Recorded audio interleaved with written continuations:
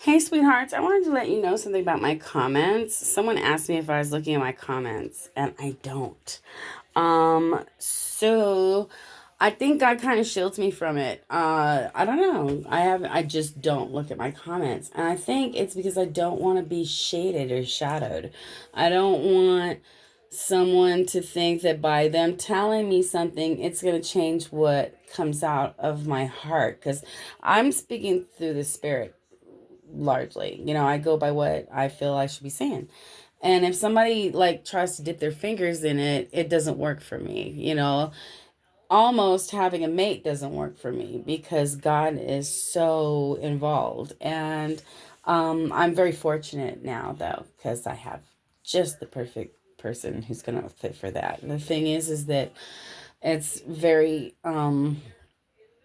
I think manipulating for me if I were to do that because there's still a little people pleaser in there somewhere, I'm sure, and I'll be like, oh, maybe I should do this or that or the other thing, and I don't wanna, because people want to put me in their box, and that wouldn't be fair because this is what God chose, and I think we should stick with it, guys. And so, if you guys want to discuss with one another and do your opinions and stuff, but never view my silence as agreement or disagreement because I'm not even there.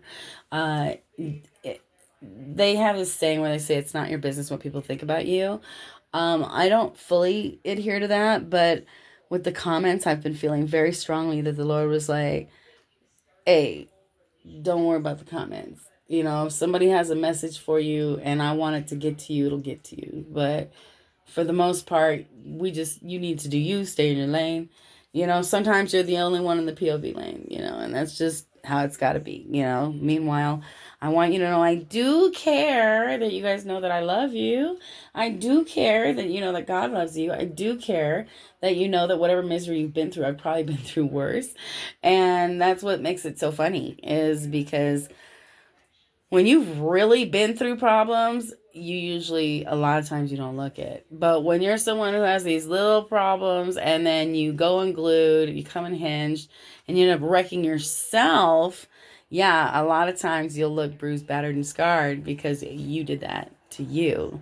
But the Lord has a different way of teaching us where when you're his children, his disciples, you'll go through a lot, but you won't look like it. In fact, if anything, a lot of people call it a glow up. Isn't that awesome? Meanwhile, I hope you guys have a beautiful week. Make it a beautiful week. I keep saying that, we can make that decision.